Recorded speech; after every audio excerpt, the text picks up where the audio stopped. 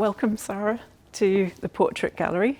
And today we're looking at this modern print of a Hill and Adamson photograph of an unknown woman, and we believe it's Jessie Mann.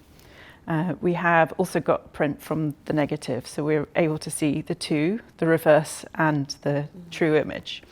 I love this image of her for so many reasons. First of all, it's really 1840s, this detailing on her dress, this small print, the way that the bodice is fitted.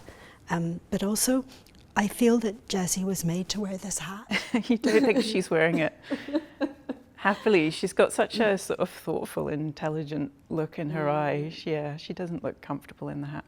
This was probably shot at Rock House, and Rock House in Edinburgh, which we're not very far from here, is one of, or was the studio of David Octavius Hill and Robert Adamson, who are very early Scottish photographers. Hill is a painter, in fact, originally, and Adamson develops a certain expertise, and Hill's interested in it, this new art of printing calotypes and daguerreotypes, which they also experiment with. What do we know about Jessie Mann, or what's your interest in her? Well, I'm always interested in the woman in the background. And as a novelist, because there are so many gaps in those stories. So Jessie actually appears in a book that I have written called The Secrets of Blythswood Square, and the book starts in Rock House. The first chapter or two are in Rock House. And I paint Jessie as not a very sympathetic figure. And the reason for that is I wanted a figure who was going to take her own photographs. And I strongly feel that Jessie didn't do that. And the reason I strongly feel Jessie didn't do that was that after Hill and Adamson died and she left Rock House, she went on to work as a housekeeper somewhere else. And there's no suggestion that she continued to photograph.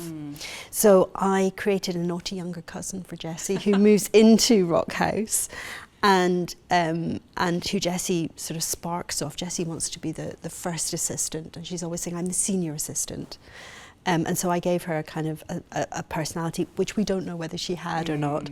And in fact, this photograph is quite important in the way that I decided to think of her, because she looked so uncomfortable in the hat. I'm like, this was someone who was maybe quite strict.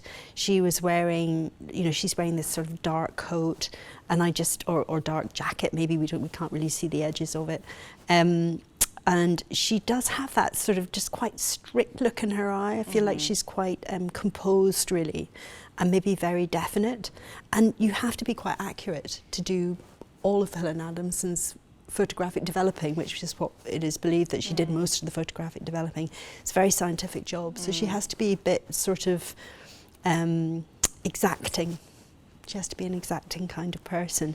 So what I got from this photograph was a character that I could then drop into a situation, but she wasn't a character that I felt I could write about as a main character, because some of the things we knew about her real life didn't fit in with the story.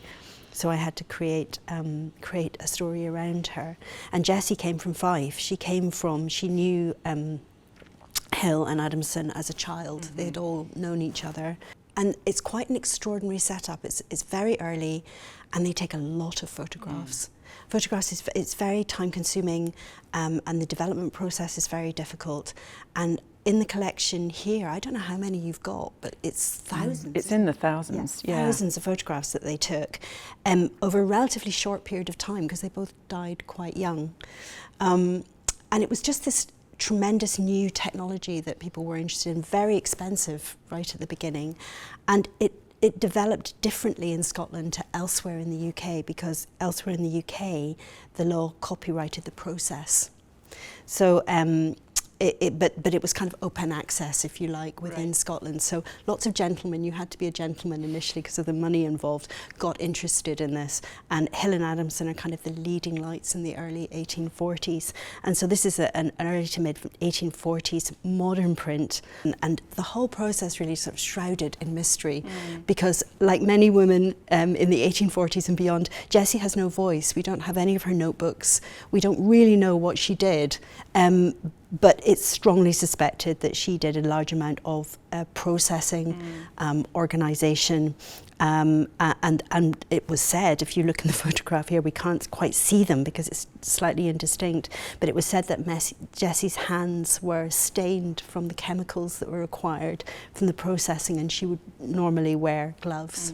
I think there was one photograph, the King of Saxony, who turned up, and both Hill and Adamson were not around, so she was the one who ended up taking the photograph. Yeah, so she could do it. We know she could do it, and who knows? There may be lots of other photographs that Jessie took, but people don't sign their photographs. No. So we just don't know. So they Hill was responsible for painting a large group portrait. It's massive. Really big group portrait of the disruption in the early 1840s. So that was a point in Scottish history where the church split, and this was documented through this portrait. But that portrait was based on a lot of photography that we think Jessie was very involved in, and there's some suggestion that she is represented in that painting along with her sister as well. I feel like Jessie, I mean, this is the formation of the Free Kirk, and so Hill and Jessie, I think probably, they were pro-Free Kirk. So the idea of the Free Kirk was that congregations got to, initially it was about choosing your own minister. And the Church of Scotland used to say, well, this is the minister that, you know, we're giving you. And there was a massive fight about this. It's hard to believe there was a massive fight about this, but there was. And in 1843, a number of ministers walked out of the assembly on the mound in Edinburgh, down the mound, and went and set up this new kirk. And so Hill began to take portraits with Jessie and obviously with Adamson as well, of all these different ministers. And the idea was this huge portrait of like hundreds of them. That they're all, that this is when it happened, but of course it isn't. It's photographs that they took for years afterwards, and then that Hill painstakingly painted. I love that painting. It's one of the things that inspired me, first of all, to find out about Hill and Adamson, that made me want to set a story at Rock House, or that started in Rock House. But also it represents to me the portraits that Hill didn't take. Because if you were Free Kirk, you were not Kirk. And among other things, if you're critical of the Kirk, he would sort of keep away from you. So one of the portraits I regret that we don't have, that I think Hill might have taken if this hadn't been his view, is in 1846 when Frederick Douglass visited Scotland, and he started a campaign to make the Free Kirk give back money that it had accepted. Send back the money. Send back the money. And the Quakers got very involved in this. In this movement as well, because the Kirk had accepted money from plantation owners in America. It was slave money, money from slavery, and they called it blood money. And so this was a huge campaign that went on, and there were public meetings and all kinds of things. And it meant that Hill didn't want to get involved in that at all, because he was very invested in keeping the Free Kirk ministers on side, because he was halfway through his painting. And so what you see is, to me, there's a gap. They took thousands of portraits, but who didn't they take a picture of? Because Douglas was really savvy about using this very early technology, wasn't he? Yeah, I mean, he was a beautiful black man. He photographed very well, and he really considered it important that black men, I mean, it sounds ridiculous today, but one of the things he talks about is that black men must be photographed as white men, so dressed as gentlemen, in the same kind of poses. And this at the time was really revolutionary. Yeah, and he understood the power of circulation of image that photography could allow in a way that painting and printmaking doesn't to the same extent. Totally, and he is one of the most photographed figures in this period, anywhere in the world. There are a lot of photographs of Douglas. It was a medium that he understood, he wanted to use, and that that did very well for him. And he lived in Edinburgh for a while. I know, and I mean, he was here. I think at one point, so Rock House is just off the side of Carlton Hill, and at one point, Douglas is in a public meeting on Waterloo Place. And I remember just seeing that somewhere, because I wrote about Douglas as well, and then thinking, oh my goodness, like there he was on the next block. And Hill didn't think, I'll just take a quick picture of this man, he's kind of amazing. Because he was too conformist. So we've got this sense of Edinburgh and Scotland being this very dynamic place in the 1840s. Seems like really rich material for a novelist, for somebody who's interested in stories. It totally is.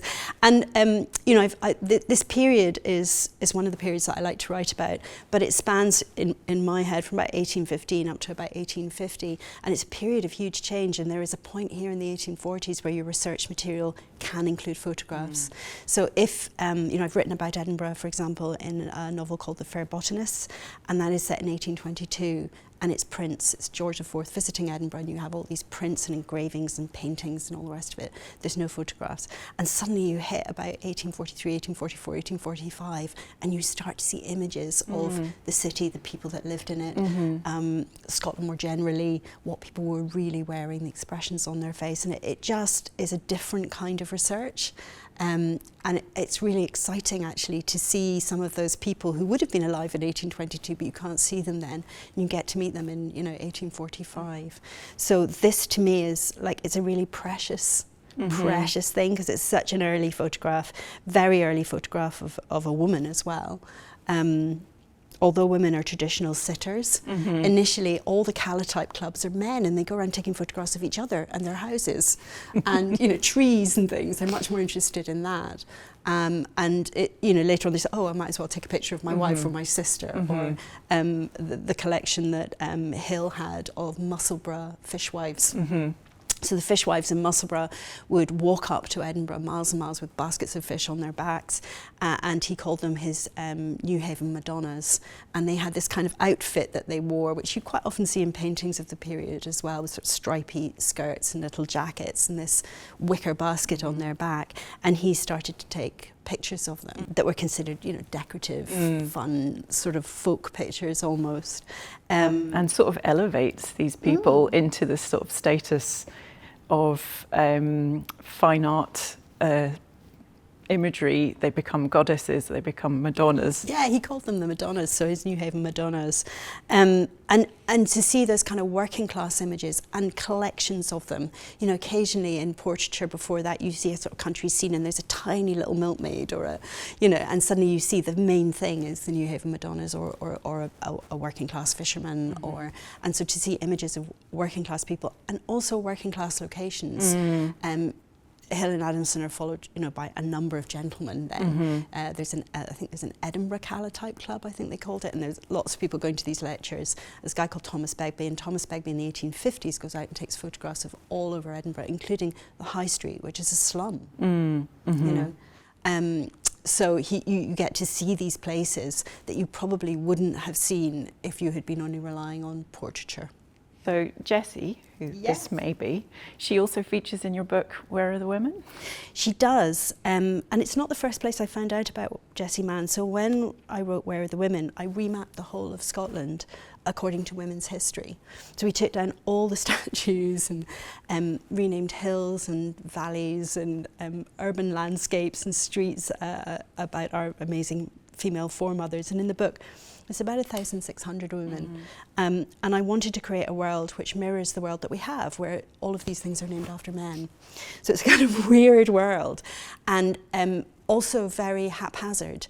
We have some of these statues because people wanted to put up a statue to that person, but not this person. So it can be, or a bench, so it can be quite haphazard. And I wanted to reach into all those different kind of diversities into working class culture and be able to commemorate women in different ways. And so Jessie appears in the book, and do you know, I can't remember can you remember? Plaque on Calton Hill. Is it a plaque on Calton Hill? So this image probably was taken at Calton Hill. Yeah, and at their studio. Yeah, in the garden.